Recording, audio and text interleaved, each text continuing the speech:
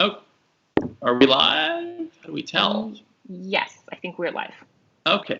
Good I morning. think we'd have at this point, but figured it out for now.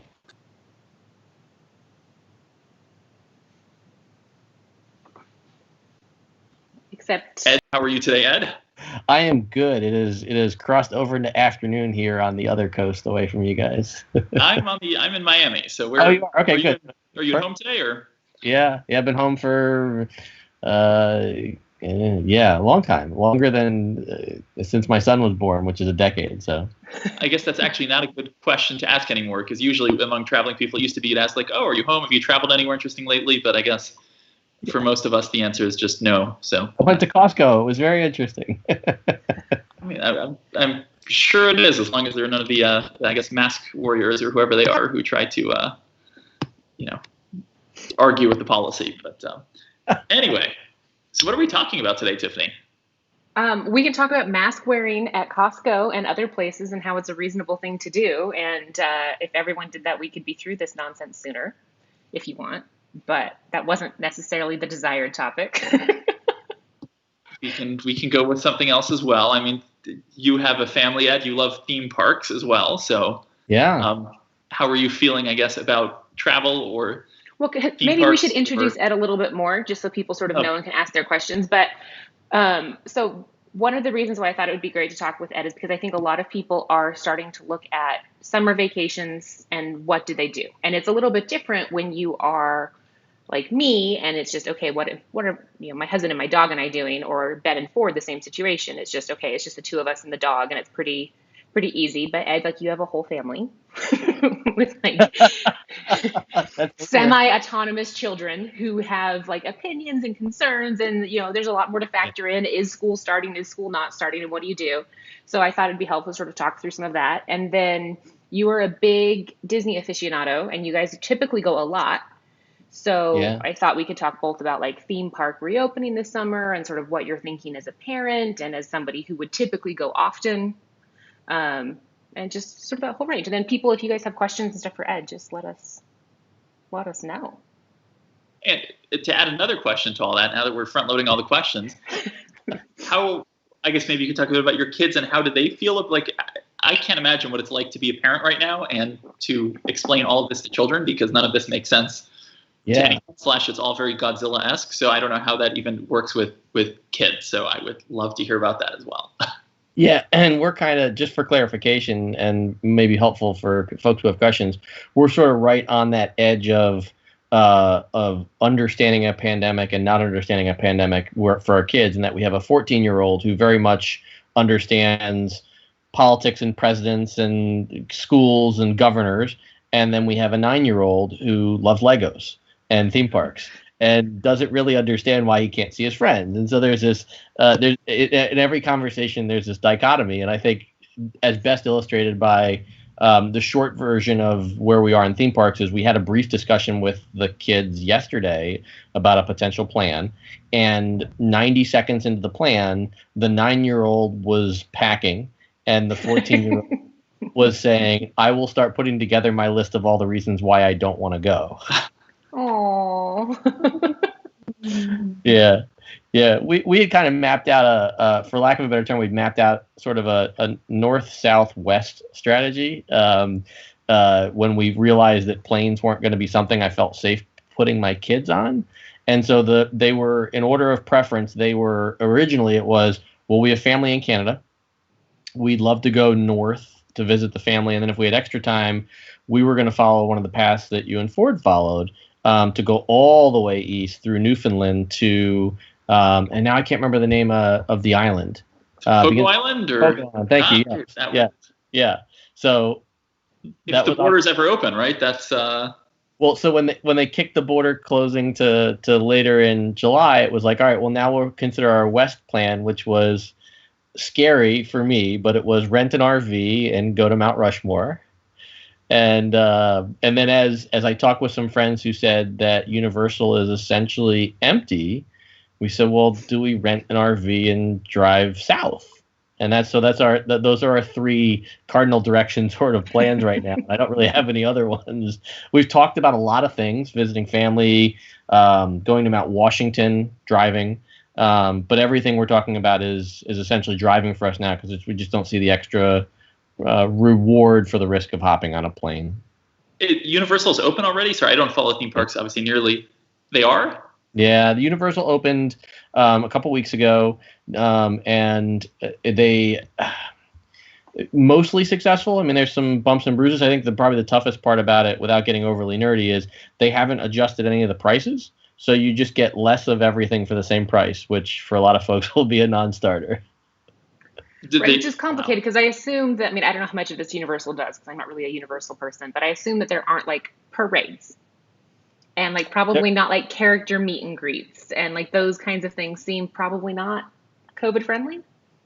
Yeah, I mean, there's less of that. It's sort of like, like if you were to go to Macy's is like the the upscale department store, and then if you were to go to like the Walmart in town, like they've still got some of the same stuff. They have bed sheets and they have pillows and stuff like that. They're just completely different qualities. So Universal has characters and they have parades, but they're not. It's just not what they do well. So I think the big thing. I did see something I think on Twitter of somebody who was at Universal. I don't know which one, but maybe one of their like sub parks, and there were like a bajillion people crammed into a queuing area. Maybe a water park. Like it was obviously not as designed and not as like you've seen the flashy pictures of all of the stickers and. Yeah, they had some trouble the first couple of days as they opened some of the parks. I think the interesting thing for us as travel nerds, if you think about it, these parks rely really heavily on international visitors. Disney probably a little bit more than Universal, but I mean, where can you visit the U.S. from right now without a significant quarantine? And as much as people love theme parks, who the heck is flying from Europe or Asia to be locked in their hotel room for 14 days to see anything in the U.S., let alone a theme park? So it's a really interesting business quandary for these places, in that the international quarantines are going to affect them for quite a while, I think. Are they limiting capacity to the actual parks beyond what it would usually be, or it's just that each individual ride there's more distancing? Significant reduction, yes. That nobody's given exact numbers of how much. Disney won't open until mid-July, and they're going with a reservation system. So regardless of what ticket you have, if you don't have a reservation, they won't let you in. So for that matter, somebody who was coming to the U.S. could, in theory, sequence their timing if they knew they had a reservation and they wanted to stay inside for 2 weeks. But it's sort of the same reason why I don't want to, like, when I said risk before about risk of getting on an airplane, part of, I think, the risk isn't just catching COVID, and I know you guys have been through this.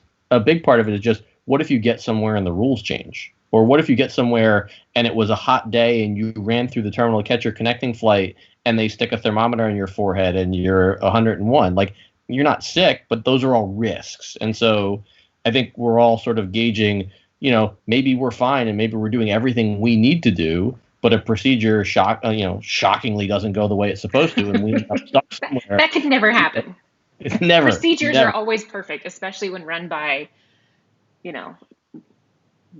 really small divisions of whatever random government or airport bureaucracy, or what could go wrong. I mean, that is a legit concern. Like, one of my biggest fears with traveling many places is not even getting coronavirus. It's catching like a regular cold, and then they do temperature checks everywhere, and then what that entails.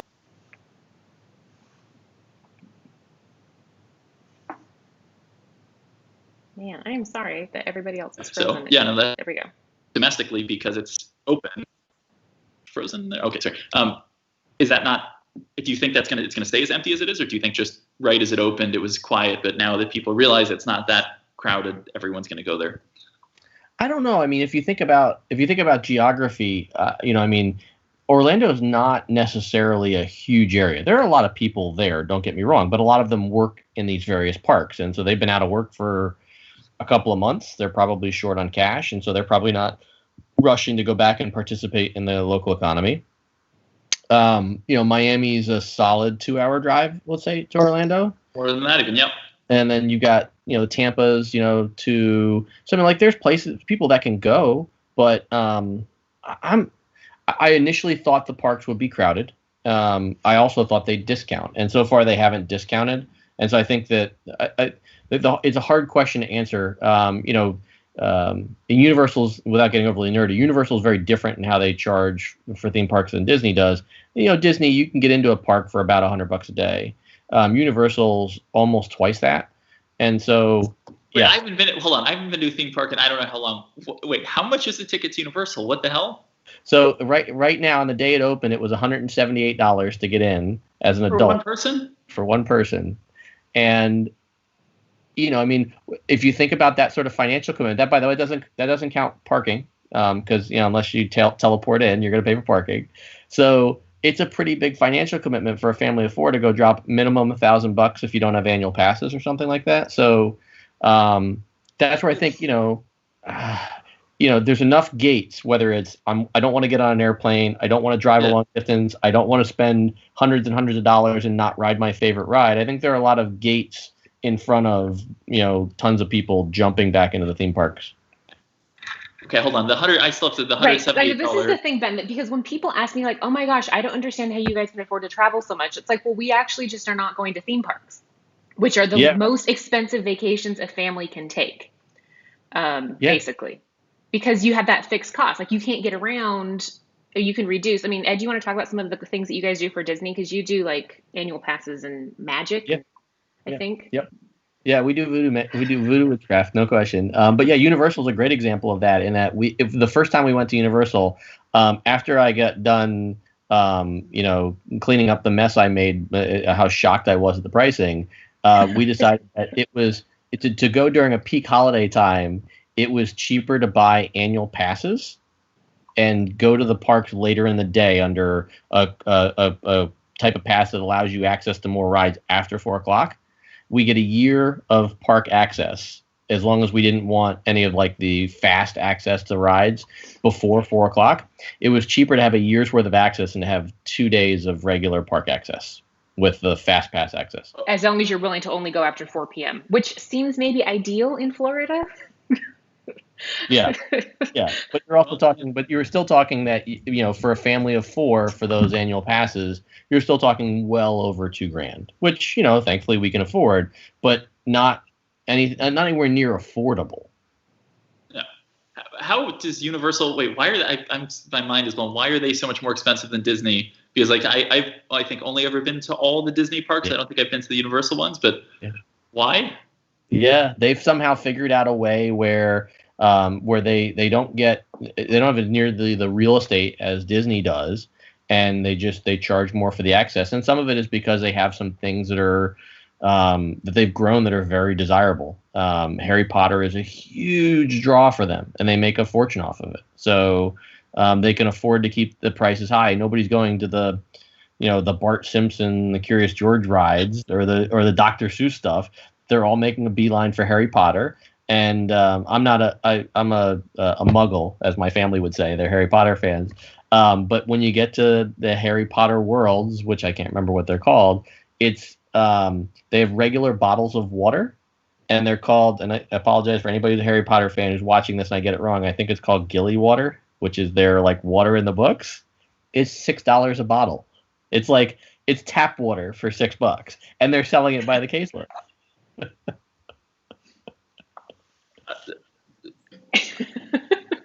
I never thought I'd actually want to go back to a theme park. We did go with a friend for his 30th birthday because he's a Disney person. But now I have even less desire to go back to a theme park after hearing how expensive they are and the $6 water. But I guess that's not a surprise. And maybe kids that would change. But all right, so I'm gonna have one ask of you, and I think this would be fun because I've never met Ford, by the way, and I would like to at some point. So here's one way I'd like to potentially hang out with you and Ford. It involves Disney, but it involves one of the best sushi experiences I've ever had in the U.S. Epcot has opened a very quiet, out-of-the-way sushi restaurant called Takumitai that's very authentic. It's about, you're going to spend about $300 for the tasting menu in omakase, and it's excellent. And there's almost nobody there because who the heck goes to Disney to drop $300 on sushi? They just don't.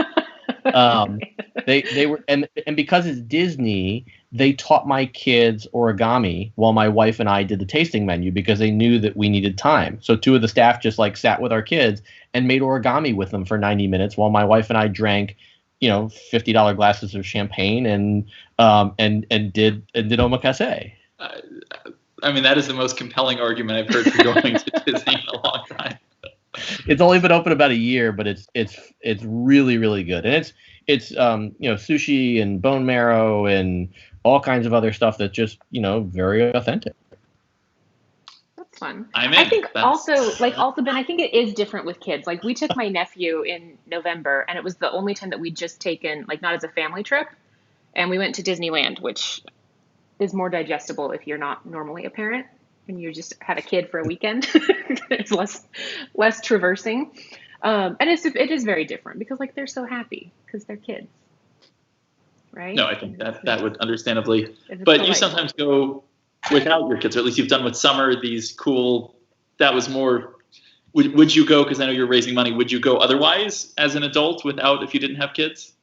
Summer and I actually talked about it. When they announced the park opening, we said that there were like two ways that might get us down there. One would be, there are some media things coming up that, ride opening, special things like that we would consider going down for. And something that I'm sure both of you can appreciate because I've known you both long enough. Part of me just, like when Disney opens, part of me wants to stand in a corner somewhere and just people watch and see the social experiment of how the happiest place on earth and the happiest employees on earth handle a bunch of people who just don't want to wear masks. Yeah. I did see people like really unhappy and they were going to like burn their annual passes, which I thought was interesting given that one, everything's electronic, and two, don't you have bigger things to be upset about? Yeah. So but it seems that maybe people don't have bigger things to be upset about is what I'm realizing more and more. Is that. So you have to wear masks all the time. I mean, that makes perfect sense. Yep. But also would be another reason I would not want to go, simply because being outside in the sun for 8 hours with a mask on sounds unpleasant. I mean, obviously people should wear masks if they're, but that is a consideration in Florida, especially in summer. Yeah. When I walk my dog outside for 15 minutes, I come back, I have like a sweat mustache. So I can only imagine after day. Yeah. I do sort of feel like the reticence to wearing masks with Disney specifically will be overcome by amazing mask merchandise. Like that crowd is like, I'm not going to wear a mask. Like, you're going to wear a mask if it has Stitch on it. Like, because you're going to be really excited about that. So that's, I think, the direction I need to go. I am available for consulting if anybody from Disney marketing is listening. There has been a lack of good mask options for brands we like. Who wouldn't want like an American Airlines mask, branded that way so that when we're out and about, we can feel like we're on American. Hey, you're right on brand. I'm American Airlines. Oh my God. I was wondering if the eagle, because I just saw the bottom part of it, I was wondering if the eagle was the AA. I'm an old school AA guy. That's so speaking of that, Ed, and sort of transitioning a little bit away from theme parks, although we might come back to this if people are enjoying this. So somebody was asking a little bit about if you have a travel related day job. And I don't necessarily know if you want to talk about your day job, but you have the kind of job that I tell people they should not get, because people always say, oh, I want a job that requires me to travel. So let's talk about, what is it like having a job that requires you to travel? Yeah. So this was one of those things. I've traveled off and on for work for a while, but I started traveling hardcore for work to right around the time of the financial crisis. So in that 2007, 2008 range. And it was unbelievably awesome for like 90 days. And then it was like, wow, this is, this really sucks. Like getting on airplanes every week, meetings, missing flights and rearranging schedules and missing, especially if you have kids, missing concerts and, Boy Scout meetings and all that stuff. I do two things that I travel for work for. We own a bunch of restaurants in Nevada, Five Guys Burgers and Fries. A lot of people are familiar with the brand. And we also invest in startups. And so we go a lot of times to where those startup companies are, everything from Kelowna, British Columbia to Los Alamos, New Mexico, to Fort Wayne, Indiana. I mean, some really off the beaten path places. And, it can be interesting going to a new place, but you guys know after a while, I remember this one trip, it was a handful of years ago. we went to go visit family in Canada. And then shortly after, we were going to visit family in Georgia. So relatively short flights, but they were connecting flights to get to Canada, connecting flights back, and then a nonstop to Georgia. And by the time we got done with the Canada trip, home for 3 days and then down to Georgia, we were getting on that fifth plane. And my wife looks at me and she's like, I don't know how you do this every week. So you just, life sort of gets out of pattern. And I think that's been the most interesting thing about being home for 3 months is, certainly we've had to try and figure out different ways to work because all those business reasons still exist. And I think things will change to some degree, but I'm still, at my heart, I'm still somebody who likes to be across the table from someone. I like to talk to people that are on my team, and I like to meet folks that we're going to invest money in. So I don't think that part will change for me. So along those lines, bigger picture, do you think business travel will make a full recovery, or do you think other people, obviously you still enjoy in some way traveling, but do you think other people will switch to remote or to, Zoom rather than going in person? So I think, you and I have been around long enough to know that, while things might look the same for the airlines, they're different. Business travel itself has continued to increase over the past however long, however many decades, but the business traveler looks a lot different. My dad at 76 years old still gets on an airplane in a suit and tie because that's the way he traveled when he was in business. Business travelers don't do that anymore. They're just different. There are a lot of business travelers who get on flights with me who are wearing, a pullover, a pair of khakis, and a pair of hiking boots. So companies that you and I know today will refrain from travel in certain aspects. But my bet is that some other business will pop up that will fill a decent number of those airplane seats. So is it all going to come back? Maybe not. Is a lot of it going to come back? I think so. And I think it'll be different industries that fill in those spots, especially if the airlines discount. When I first started traveling to Vegas in 2008, I could routinely find tickets for, $200 or $300 round trip. Vegas was a cheap place to go. Everybody went there to party. And before things crashed in March, I was typically paying $600 or $700 round trip, which was astonishing to me for a market like Vegas, which is still very leisure driven. You drop those prices down, and people will fill those seats. Well said. And what is your airline loyalty for those who aren't familiar? And in case the shirt. And has it changed? Do we have to use the word loyalty? Because I fly United most. Which airline are you forced to fly most, or do you end up flying most? I guess is the better question. Yeah, United. I mean, it's United. It's United because prior to the pandemic, they had the most nonstops out of Dulles, and that's the closest airport to me. And for anybody who spent any time in the DC region, you go to the airport that's closest to you because the traffic is just horrible. And so, DCA is a big American hub, and while I'd prefer to fly American because I like them more as an airline in terms of what they offer, or hate them less, I guess depends how you want to characterize. Wi-Fi is at least consistent, which is, it is. We've talked about that. That's like, I will book away from United because the knock-on effects of not having functioning Wi-Fi for that 2-hour flight literally ruins my week. No, I had a conversation with someone, I won't say who, at United at one point, and they had numbers, and it was, okay, you've posted about our Wi-Fi X number of times, and you've mentioned it on your podcast Y number of times. I said, yep, those numbers sound about right. So yeah, I've had, at one point I had a rolling blog series that characterized my Wi-Fi experiences on a monthly basis as a business traveler, and United was the only airline where consistently over the course of a year, I had working Wi-Fi on less than half of my United flights. And that was a sample size of, 80, 90, 100 flights. So not huge, but I think big enough to be statistically significant.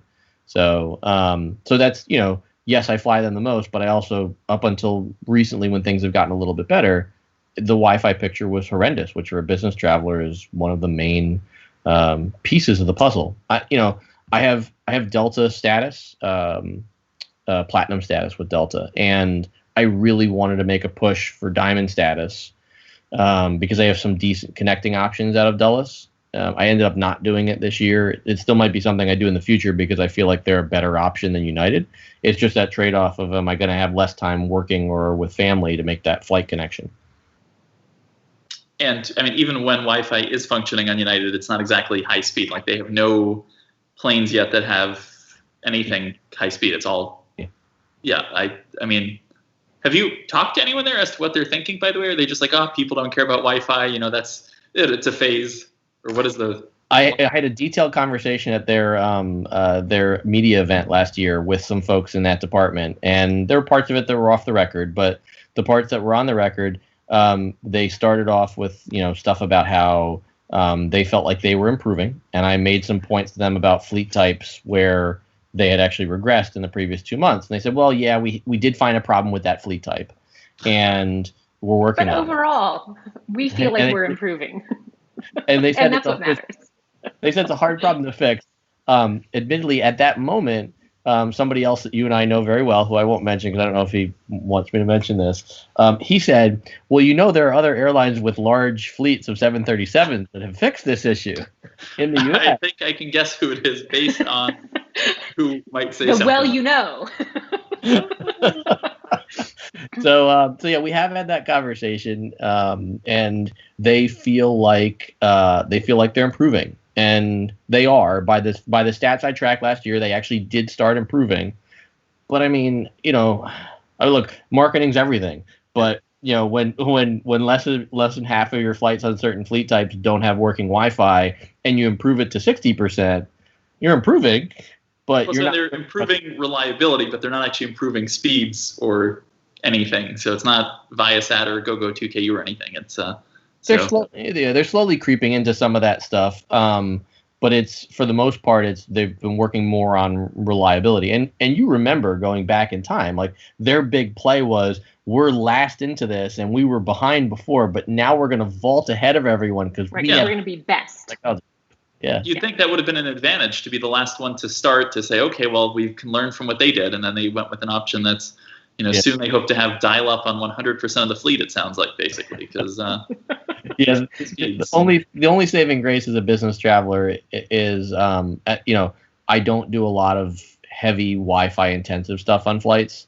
Like you, I'll use that time to type blog posts, but I've gotten smart enough after losing a decent amount of stuff in WordPress on, you know, crappy Wi-Fi connections that I do it in a note file, so there's no HTML, and then I copy before you hit save. That's yep. I've learned that mistake the hard way so many times. That's yeah. So, but don't upload pictures on United flights. That just won't end well for you. No, that's and don't upload pictures on airlines that charge based on data usage, because that does not end well either. No. Yes, good Wi-Fi lessons. William is asking, Ed, for you, since you have both, in terms of benefits, do you prefer United's 1K or American's Executive Platinum status? Yeah, so I was both for a decade, and I always preferred Executive Platinum, but I think it was mostly because of the soft benefits. And to some degree, I've heard that the soft benefits have dropped as of late. And Ben, you can probably speak to this more directly. United there are no soft benefits. Yeah, United never had soft benefits. Like, you could never call and ask for an exception. You know, where American used to excel was, I would call them and say, hey, like, my daughter's sick and I need to get home. And the ex-plat agents, the classic, you know, folks who were in like the Raleigh call center and Dallas and places like that, they would be like, oh, you know, we're so sorry, Mr. Pizzarello, like, we'll get you on the next flight out. And there were no like change fees or stuff like that. And, you know, I was in a middle seat in coach in row 35, but I got home and there wasn't any paperwork to worry about. United, what I find with United as a 1K is that there isn't any sort of forgiveness when it comes to small things along the way. What I have found is that they have one piece that American doesn't have. They have an email / help desk called 1K Voice. And if you have something where the airline has severely painted outside of the lines, 1K Voice will normally give you a pretty good compensation for that.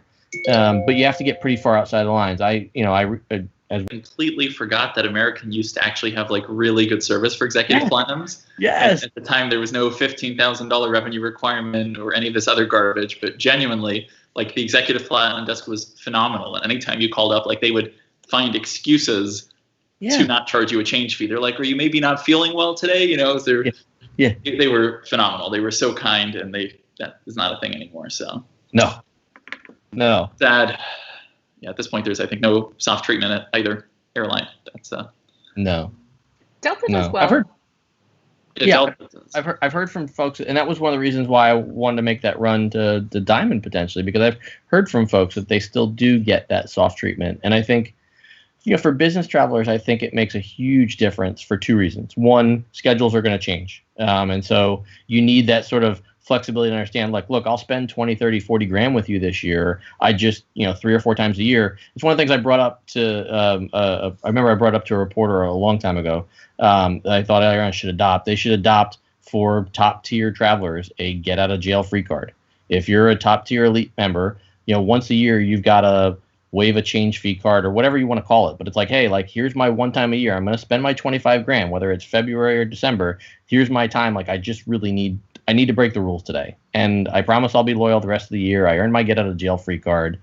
And I think the other reason a lot of business travelers, have issues now is that on the family travel side, which a lot of business travelers do have families, as family travelers, we only need that exception a handful of times a year that we're traveling with our family. But on those handful of times, having that family vacation go perfectly smooth is important, because the family made that sacrifice all year long while I was gone, and they want to have that one great trip. And if that one great trip goes well, then my family's happy and I'm happy and I want to stick with the airline. And if it's a catastrophe, right. well, then everything sort of falls apart.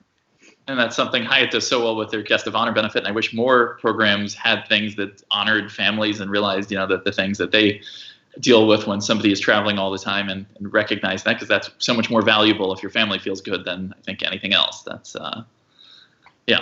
Yeah, I mean, even things like the suite upgrades. I know we've all had ridiculous suite upgrades when it's one night, at the airport hotel.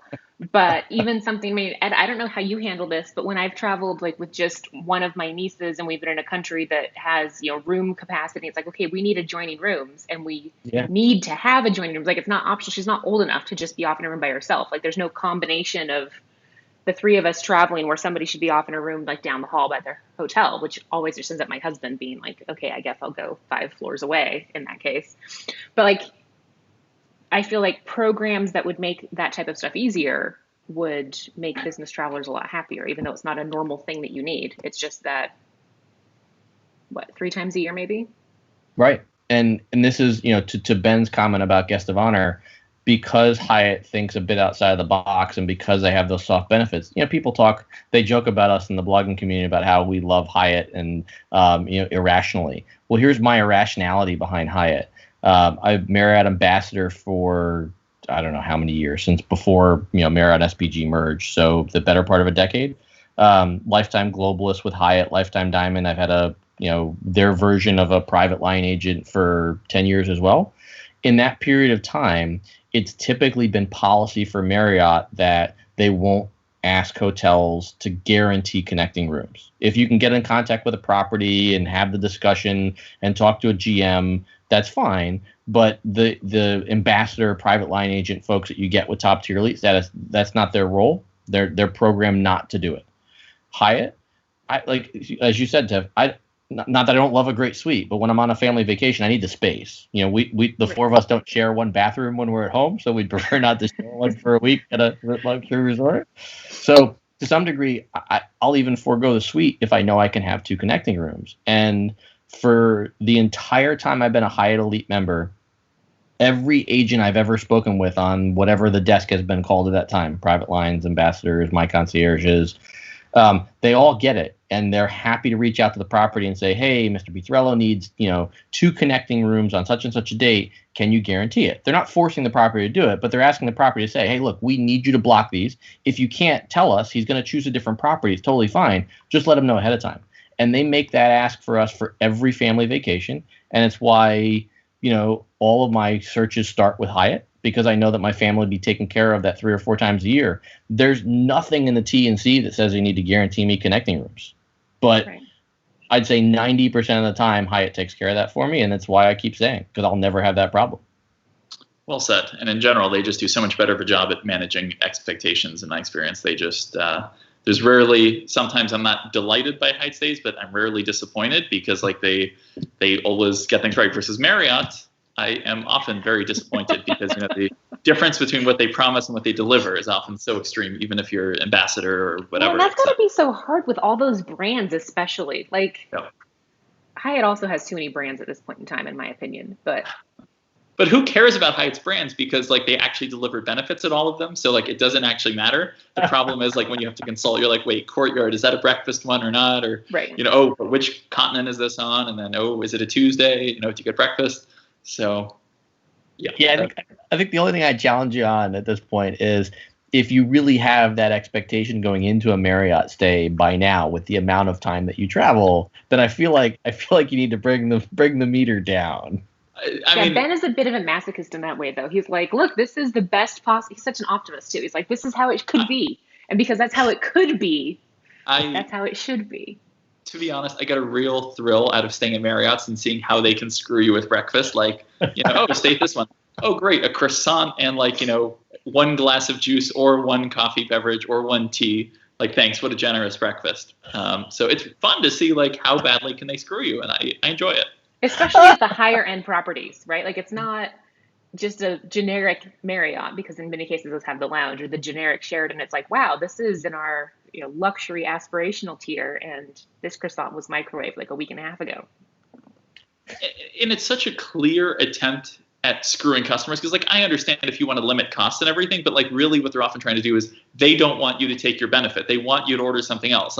Is there really that much of a cost difference between sometimes they're like a whatever it is, granola or this, I would like something else. How much do 3 eggs cost to make, but that's not included? Ed probably knows. It's actually the 3 eggs do cost, But not when you already have all the staff there. I mean, yes, there's some food cost there. But you're right. It's managing the relationship from the cost side as opposed to the loyalty side.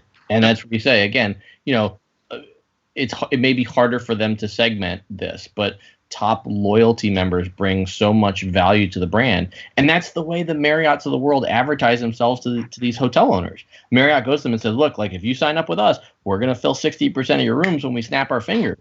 And you just need to take care of our people. And then they move the take care of your people part to another bucket somewhere else. Another Marriott breakfast frustration, since we're on this topic and it's not going anywhere. So Hyatt, I also appreciate that they include tip at breakfast, which I'm totally happy to tip at Marriott's for breakfast. My issue is oftentimes they're if breakfast is included, tip is not included, but they can't sometimes give you a $0 balance thing. So you need to bring cash, and I don't usually carry cash, and then let alone the right amount. It just complicates it unnecessarily. And so especially when you're on a 1 or 2 night stay in a country, I'm not getting, I'm willing to pull $20 out of the ATM just for breakfast at the local Marriott as a tip. Yeah, and the $0 bill is not a hard thing to do, but you're right. So many hotels don't know how to do it. And you know just as much as I do that employee is getting paid very little money. And I don't want to screw them. Right. And you ask for the $0 bill, and they give you that look, and you're like, oh. And then often I end up, I guess this is the goal, then I end up ordering something else just so that I can tip them, because I'm I can't not tip, and I don't have cash, and I'm not an ass, so I don't know what to do. So anyway, Marriott, we could do a whole thing about Marriott breakfast, but it is enjoyable to see how much they can, screw with you. So that's the beauty of Ritz-Carlton. They just don't do breakfast at all. So, there's nothing to be disappointed about. They're going to disappoint you. So. Right. Well, there's the rest of the Ritz-Carlton experience, which is something to be disappointed about, but have no expectations, and it's all good. I'm very curious. Okay. So I don't know how this turned into a Marriott thing, but whatever. But it's okay. Edition is supposed to be the hipper version of Ritz-Carlton, because Ritz-Carlton really is at this point a bit past its prime. They have really nice properties outside the U.S., but in the U.S. they're all very what's the polite way to say it? Past their prime and of an era, catering to a specific crowd. I can go all exactly. And they target. I don't know if their target customers will necessarily be terribly loyal in, say, 2040 or something, in terms of just life expectancy. So you said Edition is supposed to be the new version, but there's not much similar other than the fact that they screw you out of breakfast at both brands. So I don't know where I was going with that. Oh, and the throws, those blanket. Right. Well, things. There's a lot of additional fees at Editions as well. There's a lot of restrictions on on things. Like the screen you had at breakfast and just the like inflated pricing in general. And I stayed at the Edition in West Hollywood though, and I really loved it. Like there's not really any good hotels in LA. Really? I mean, most of them are sort of pretty terrible. Yeah. And Yeah. that one was really good. Like I didn't actually have complaints typically. Editions are gorgeous. Like they are really, really nice. I like them. I've not stayed at one that wasn't beautiful, but like many Marriotts, part of the problem sometimes service is very, very inconsistent. Sometimes it's exceptional. Yeah. And even at the same property, weeks apart, it can be very different. Edition Abu Dhabi, I had the best person I've ever had at a breakfast thing ever. My first day, and then a few weeks later, we were literally yelling, which I have never yelled in a breakfast restaurant, but Wow. It was so outrageous, the service, that anyway, so How did I that's miss consistency for you. Right. Wow. Okay. So Craig, I just have to correct you because you're saying the Ritz-Carltons are an old-fashioned experience like old money. And actually, no, like Ritz-Carltons cater to people who have a particular idea of what old money looks like, but it's actually very new money. It's like, oh, this is how rich people vacation. So it's like, it's not old money. It's very, yeah. Pretend old money. Ritz-Carlton people watching is actually the best, though. That's half of the reason to stay there, because like the people, they think they're so fancy for staying at Ritz-Carlton, and it's really enjoyable to see like how they'll use any mention they can to point that out. So anyway. I will say, when you talk about things like the Edition and obviously Marriott's philosophy on fees in general and breakfast and all this stuff, it's just like, to me, this is a lot like the airlines and how they continue to raise fees and take away benefits. And there's this interesting psychological experiment coming up over the next few years where they're going to be testing on their customers what the resilience is, because they're going to need us to come back and spend. And I do wonder, philosophically, Hyatt avoids fees in a lot of different categories. We know that, and no sense in listing them all out because we know that Hyatt avoids fees for elite members, especially on award stays, and generally speaking, Marriott, adds fees. And so on the polar opposite, you say, well, is that cultural, and will they depart from that, or just lower their price to attract people? So is the Marriott going to be $50 cheaper than the Hyatt at whatever the base, bottom level will be when we hit ground zero, and then just charge fees on top of that? Or will they switch and become less fee oriented as a brand because they're trying to fill these hotels and keep people employed? And at the same time, we're seeing hotel brands consider, COVID surcharges, which seems like the least friendly way to bring people back to hotels. I think what we need partly is we need hotels, they need to advertise all-in pricing. It shouldn't be that your destination fee is hidden on the final page, like so that people can actually do direct comparisons, as we've seen required from airlines for a long time.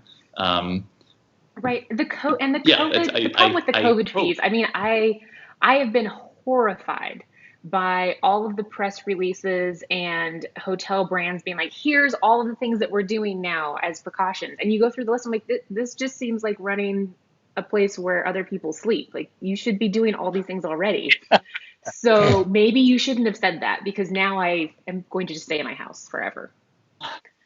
Yeah, and I think when you talk about like the fees in general, I'll say as somebody who's been a small business owner for a long time, like I hear all this about well, gosh, I mean, if they can charge the fees and the customers will pay them, then why wouldn't they? They're beholden to shareholders. And I think the counter argument I'd make is the very short version of it is, at one point we owned a dry cleaner. It's the least sexy business you can ever be involved in anywhere, but we cleaned in an environmentally friendly solvent. Every other cleaner in town charged an environmental fee to clean up the chemicals that they used. And so we just said, we know what our profitability needs to be. We're going to have an all-in price. We're not going to hide something down below the tax line. And so we put a line on our receipt that said environmental fee, never. And we put it in big block letters and just said, this is our ethos. This is who we are as a company. We're never going to charge you for something for a profit we're making. And that's just, as a business, they choose to charge the fees. It's not, there are ways to make money without having to nickel and dime your customer. Good for you. That's right. And okay. And speaking also of fees, I mean, I don't know how we got onto this, but I love it. So speaking of destination fees and all this crap, I also don't understand. Like, I know hotels are down right now, but like I was looking at a hotel stay near my mom, and it's a hotel that charges a destination fee. But the thing is, actually most of the amenities at the hotel are not available right now. So like, I don't want to be an ass and show up and be like, I'm not paying this destination fee, like, because you're hitting someone who's down. But at the same time, like, I'm staying at the hotel, and most of the things that the destination fee is supposed to cover don't actually exist at the moment. So, gym is closed, the pool is closed, whatever it is. I just feel like the surfboard valet isn't operating or whatever. Well, and that's the thing. I think it to some degree. I think that's an example of they as brands and as hoteliers or airlines.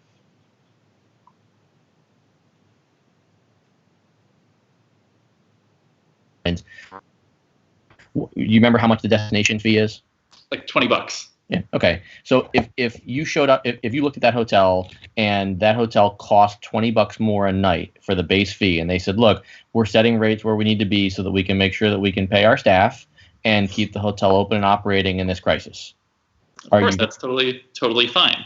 But Right. it's the same as I wouldn't mind these fees necessarily if they were at least even shown when you're searching automatically, rather than, Marriott now, they very generously added the button that you can check that says include taxes and fees. I'm like, how kind? I'm like, that should be the default. Maybe there should be a button. Yeah, I wrote this. Why isn't that the default option? It's ridiculous. Like, have it the default, like there would be no reason to have it. Nobody's like, I wonder what the cost is without fees. Like, nobody wonders that. Well, and that's the thing too, is like right now, people are not price sensitive. They're annoyance sensitive. Mm-hmm. Right? So you could be like, we're charging $25 more. And people are going to travel. They're going to pay $25 more. But if you break it out, it's like, oh, it's a special COVID fee plus your destination fee. It's like, what? It's just annoying. It's the same thing like change fees and stuff with the airlines. Like, I almost wonder, are flexible tickets here to stay? That is a great question, how that's going to evolve. Well, I think a lot of people have brought up another interesting point, too, which is, is it going to be okay to call the airline and tell them you're sick and not fly? Because it's fine today. It's not going to be fine in some version of tomorrow, but, it could be, 18 months till we have a vaccine that's readily available to everyone. So I do wonder. That definitely has changed in general, because I feel like sometimes people would socially like, oh, I'm not feeling well, but I'll try to make it. I'll still come, you know, and that wasn't the responsible thing. But now it's completely not the responsible.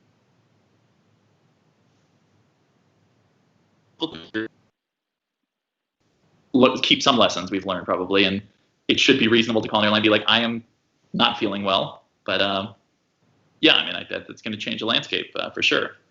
Well, and you look at, and again, you go back to the airlines say, well, we just, we can't afford to keep our fares at these levels and give you that sort of flexibility. And of course, I hold up a big sign that says Southwest Airlines, and then I move on. Who is really with this?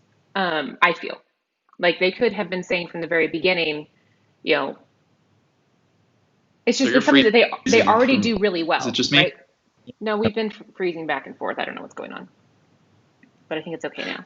But Southwest, I blame you. Who knows what?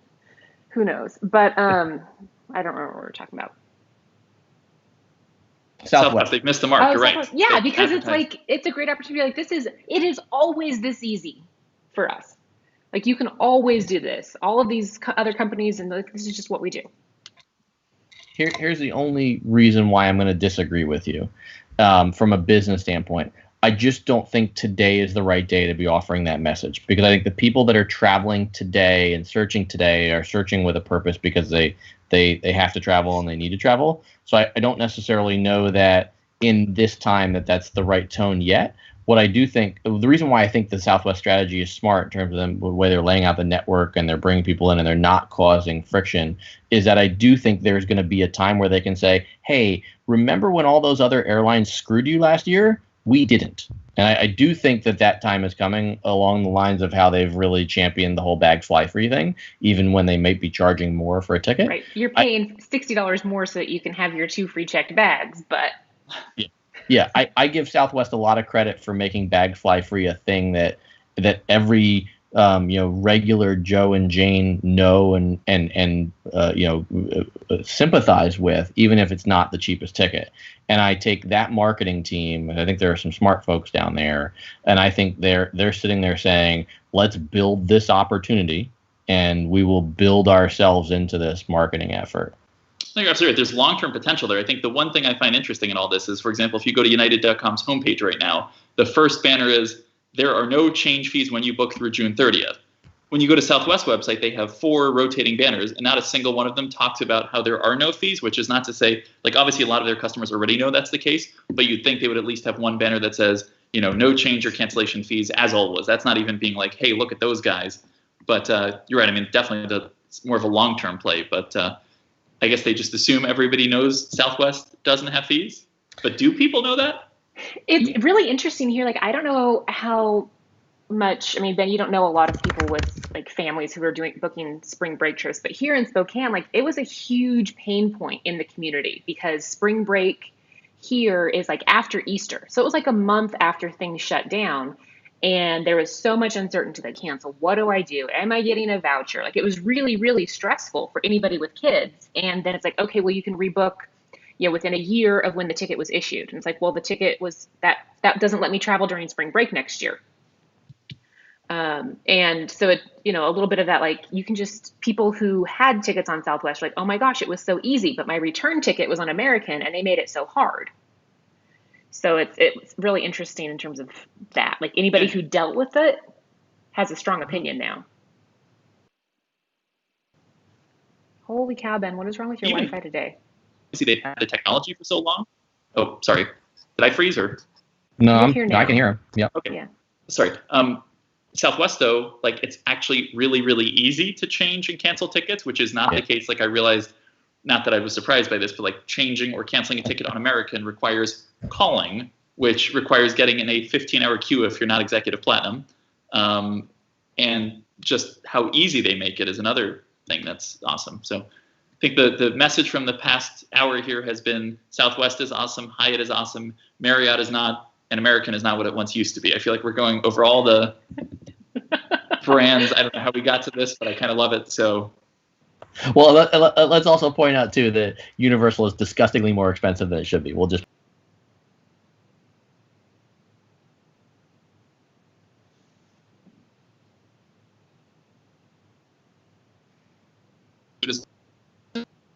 see, I'm not at all Disney person. There's that fancy restaurant that you have to make a reservation at like a year in advance or something, or is it a club or what? Oh, Club 33. Yeah, so Club 33 is interesting. You can't get in unless you drop a significant amount of cash. And so the Disney World version, it's a the rumors are it's a $30-ish thousand initiation fee, and then you pay roughly that amount every year to essentially have access to a beautifully themed airplane lounges in each of the 4 parks.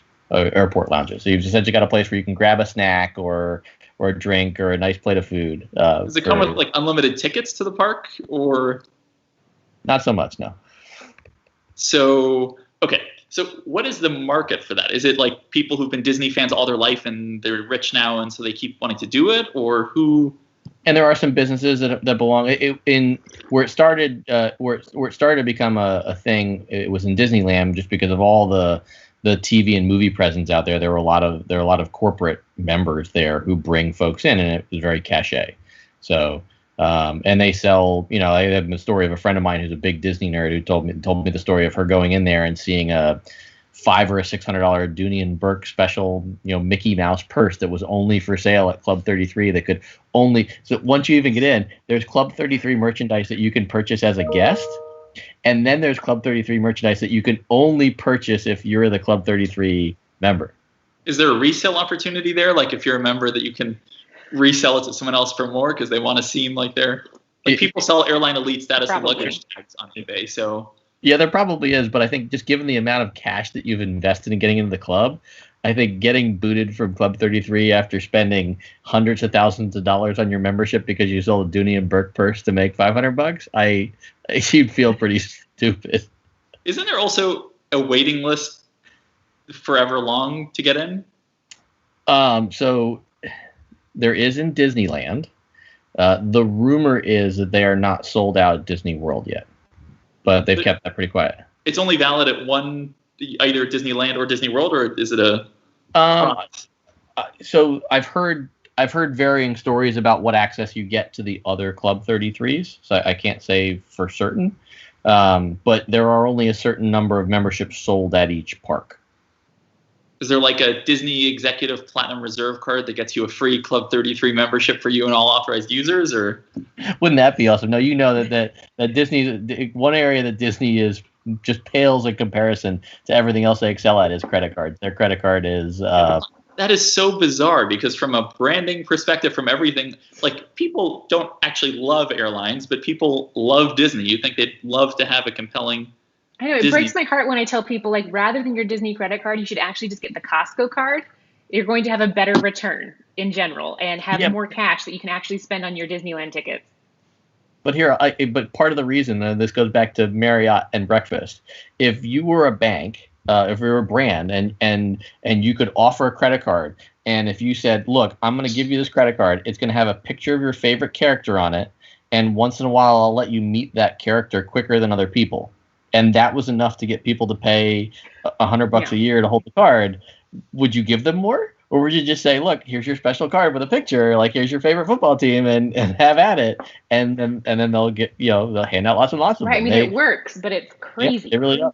Yeah. I remember applying for it when right after we had our daughter, which was, probably applied for it like 2009 or 2010.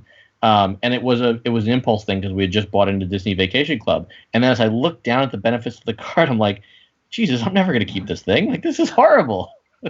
And you still have it? Made the annual fee free, and then 4 or 5 years ago, Chase emailed me and said, "Look, you haven't used this in forever. We're just taking it away from you." It's like, okay, that's right.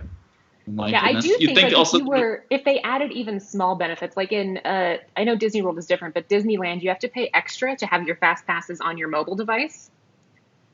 And it's like $15 per person per day. Like something like that, I could see like the California crowd with a premium card that would cover some of those incidentals, that people would pay like $450 annual fees to have something like that. Which is significant if you're an annual pass holder covered.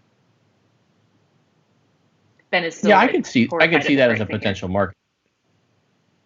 No, I'm fine with it. I don't see many premium cards coming out in the market anytime soon. But yeah, I think they could pull it off. But I still think that it wouldn't surprise me if we see annual fees roll back in the next 18 months. I don't think it'll be in the next 6 months, but it wouldn't surprise me if annual fees roll back or if there's some sort of soft rollback of it. I don't think we're going to see premium cards anytime soon.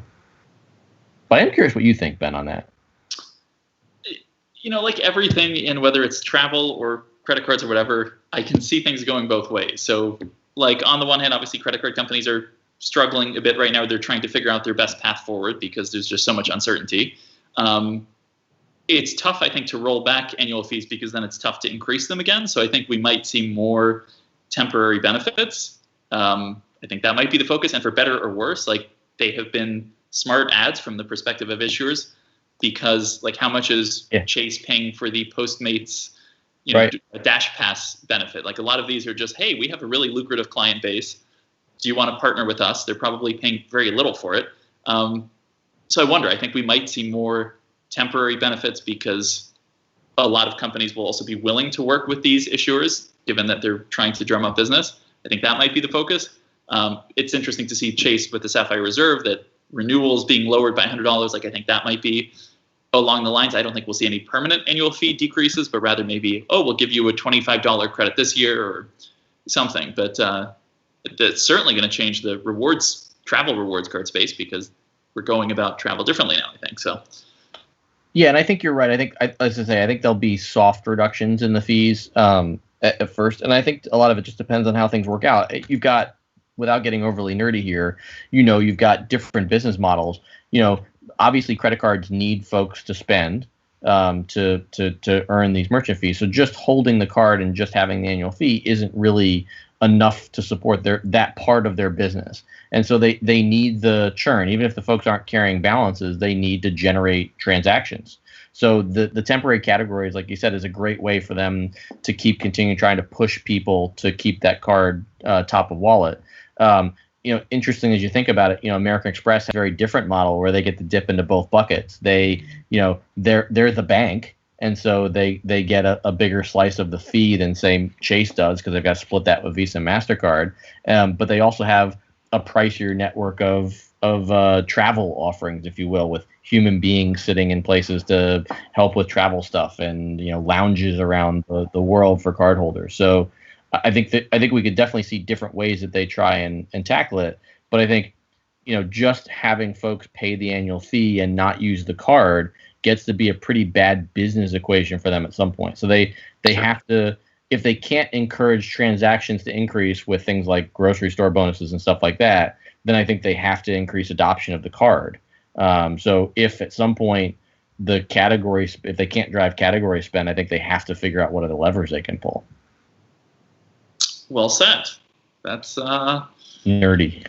No, I agree. I am very curious. The other interesting thing when you look at the sort of Amex versus Chase battle we've seen for so long is Chase for a long time was all about straightforward direct benefits like the $300 travel credit towards any travel purchase, versus Amex we've seen it takes a little more work to maximize benefits. You have the airline fee credit, which is rather complicated to use, especially right now with airlines waiving fees. So that is an interesting one. I love the streaming credit and the cell phone credit they have, but it's also, again, $20 per month. Like, they clearly design it so that you keep using your card. And so different directions are headed. When you see also Amex, the Uber benefit, like, I assume they're paying very little for that. They've done that with a lot of these, I think, partnerships. I would assume with WeWork and right. Even like with Hilton and the gold status, I assume that there's no money being exchanged in that transaction. If anything, it's like, okay, you're our co-brand partner and we're issuing your cards. And so we're going to add this on this other thing. And because of that, we're giving you some extra discount somewhere else. But I can't imagine it's a, per activation fee or a per use anything. And not that Hilton has the best breakfast in the world, but hey, Marriott, Hilton can give anybody with a under $100 annual fee card free breakfast at all brands.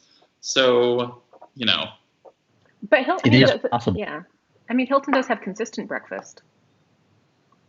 Comparatively. It's just, but continental. I'm saying sometimes there's some places where it's at the Starbucks kiosk you get a coffee and a muffin. So it's not the most luxurious breakfast at times, but we're consistent. But I was asked this question a couple of weeks ago by someone on somebody's Instagram live that I did, and it's one that I still struggle with. If you think about this complimentary breakfast benefit across most chains, it frequently involves some sort of self-service buffet option, which for quite some period of time is going to be an incredibly unpopular option with customers.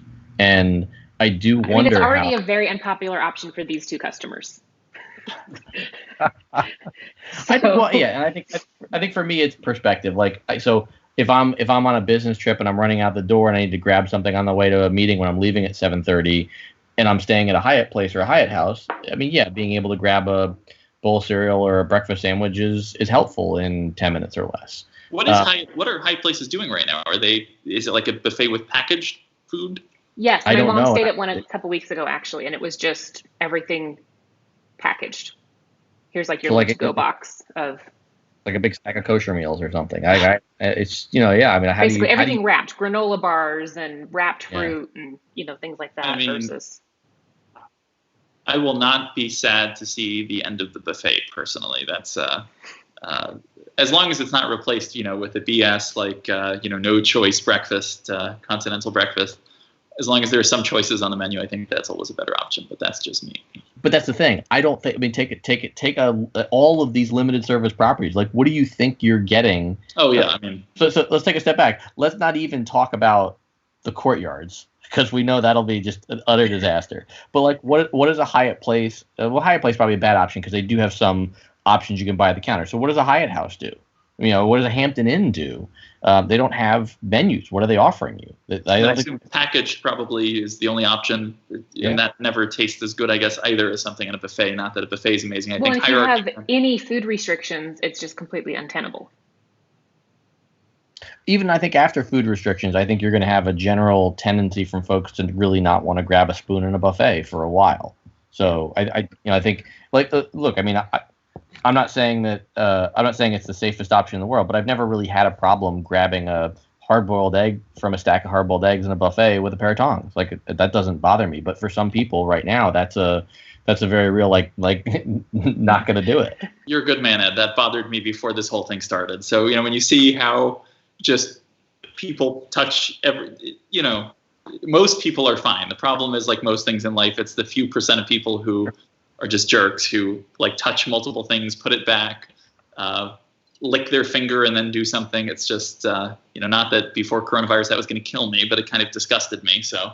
Yeah, and I get it. And look, I wash my hands like crazy as a guy who came out of kitchens as a chef. I wash my hands all the time, and I hit a tremendous amount of vitamin C when I travel for all those reasons. But like our daughter, she had a legit panic attack in the mall yesterday, and she didn't need to touch a pair of tongs, and she had an N95 mask on, and she was just afraid because there were people nearby. So there's no way she's going near a buffet if we go on the road to stay somewhere. Right. The buffet will be the least of the problems at that point. Yeah. That is a good point. And on the note of hating or disagreements over buffets, thank you, Ed, for joining us. We've gone way over the first hour. This has been much more varied and different topics than I was expecting, because I thought we'd just be talking about domestic travel and theme parks and stuff rather than, all the fun breakfast shenanigans at various hotel groups. But that really is a better topic in many ways because we don't get to have those breakfast conversations very often. So thank you very, very much for joining us. We really appreciate it. And thanks everyone who tuned in, and have a good rest of the weekend. Yeah, thanks, guys.